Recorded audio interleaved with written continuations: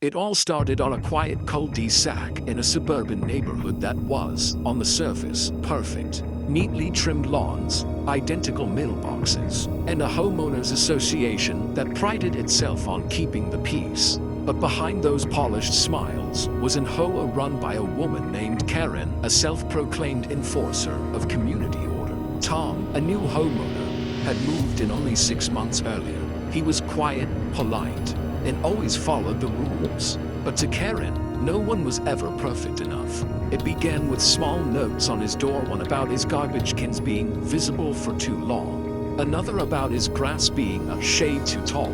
Then came the final straw, a fine for parking too close to her driveway. Tom's car had never crossed the line, but Karen, as HOA president, didn't need proof. She snapped pictures from odd angles and sent out fines to make her point. When Tom tried to reason with her, she waved the HOA handbook and reminded him that rules are rules. What Karen didn't know was that Tom wasn't someone who gave up easily. He paid the first fine, but as he walked away from her smug smile, he decided that one day he'd teach her a lesson she'd never forget.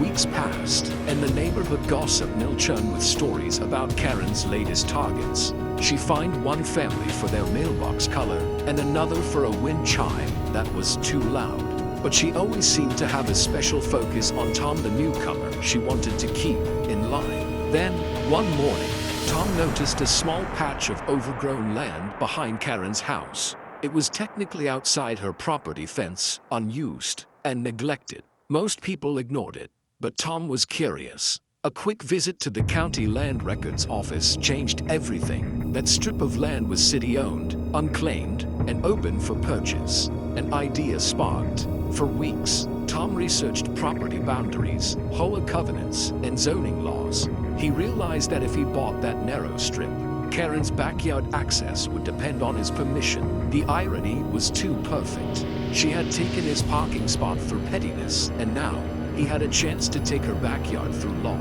As Tom filed the paperwork and paid the modest fee, he couldn't help but smile. He wasn't breaking any rule, he was simply playing by them better than she ever could. When the deed arrived in his name, he stood on his newly acquired land, looking at Karen's backyard fence. She had no idea what was coming. It didn't take long for Karen to notice that something was different. A few weeks after Tom quietly purchased the narrow strip of land, survey markers appeared behind her fence, small orange stakes lined up neatly, cutting across what she had always considered her backyard.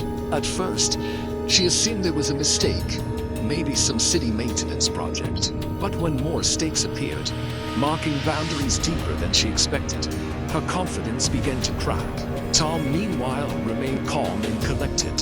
He didn't brag, didn't tell anyone what he had done. But in small neighborhoods like theirs, secrets didn't last long. A few neighbors saw him measuring, talking to contractors, and before long, word began to spread.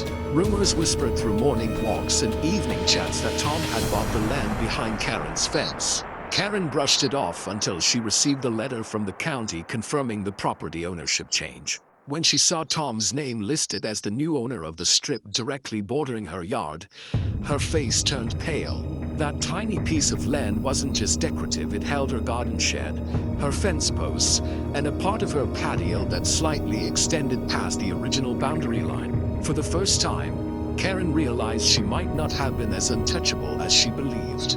She stormed to the next HOA meeting, demanding that something be done. But even her loyal board members seemed uncertain. The land wasn't HOA property, and Tom had every legal right to do what he wanted with it. When she tried to fine him for unauthorized construction markers, the HOA's own attorney quietly informed her that she was overstepping her authority. The power she once used to control everyone else now had no reach. In the following days, Tom had the property surveyed and fenced off, leaving Karen's shed sitting awkwardly beyond her new boundary. He installed a simple wooden gate, locking it from his side completely within his rights. Karen's fury grew louder with every passing day. She called inspectors, city officials, and even tried to rally neighbors against him.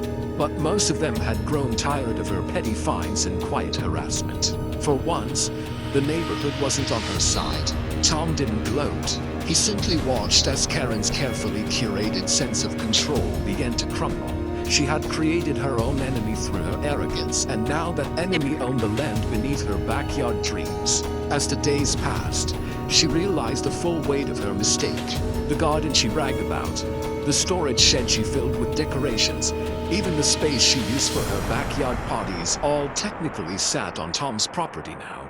And Tom had plans for that land. By the time spring arrived, the tension between Tom and Karen had reached a silent, icy standoff. She avoided eye contact whenever they crossed paths, but her rage simmered beneath her calm thought. The once proud HOA president who used to strut around the neighborhood with a clipboard now walked with her head slightly lower, her confidence eroded by the creeping shadow of Tom's new fence. Tom had no intention of escalating things publicly, at least.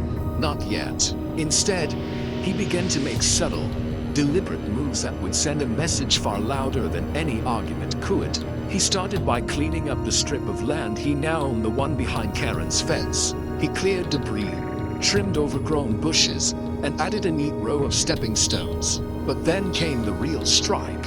Using the property laws Karen herself had once quoted so proudly, Tom filed for a small private project permit. Within weeks, contractors arrived with lumber, gravel, and tools. The noise drew curious eyes from every nearby window, including Karen's. When she peeked out, what she saw nearly made her faint. Tom was building a small patio lounge right behind her fence, not on her property, not even touching her line, but close enough that her backyard privacy vanished completely. His deck faced her garden directly, separated only by the fence she had installed years ago. Neighbors whispered in delight. The same woman who fined everyone for minor aesthetic violations was now powerless against something perfectly legal. Karen rushed to the HOA board, demanding they intervene, but by now, her power had crumbled. The board had grown tired of cleaning up after her messes.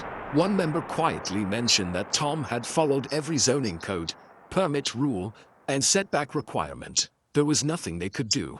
Her desperation grew when she realized that Tom had installed solar lights along the property line, lights that illuminated her entire backyard every night. It wasn't harassment. It wasn't vandalism. It was just convenient placement. But Tom wasn't done. The final touch came when he planted a row of tall hedges and hung a wooden sign facing her property.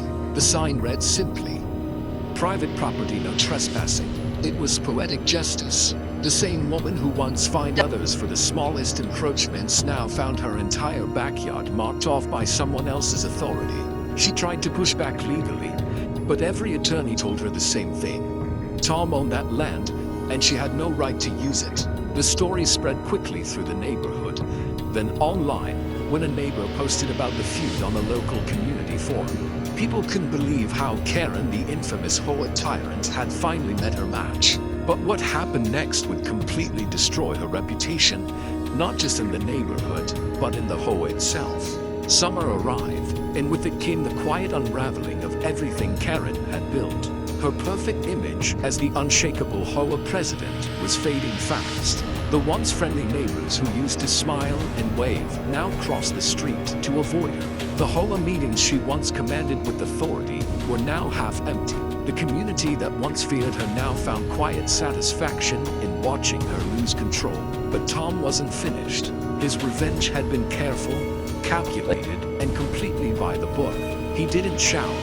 He didn't threaten. He simply let Karen's arrogance destroy itself. The new fence line became the talk of the neighborhood. Homeowners began to question the HOA's authority, asking why one of their own could be harassed so unfairly while the president faced no consequences for her behavior. Whispers turned into signatures. A petition began circulating, a motion to remove Karen as HOA president. At first, she laughed it off, calling it petty nonsense, but the numbers grew.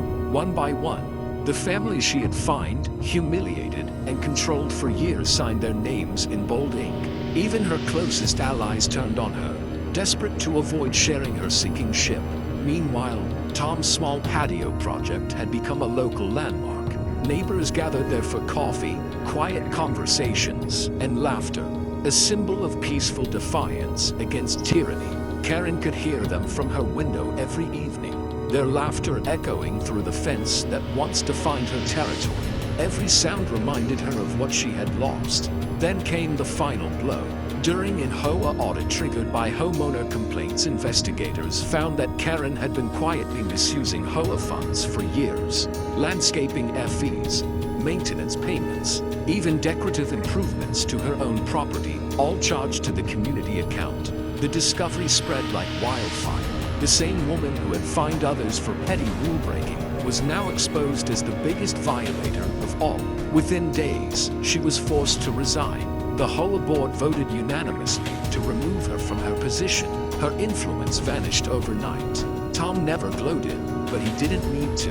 His quiet satisfaction came from standing on his property, the very strip of land that symbolized her downfall. The new HOA president, a fair and reasonable neighbor, later offered to remove the fence between their yards, hoping to ease tensions. But Tom politely declined. The fence stayed not out of spite, but as a reminder. Karen eventually put her house up for sale.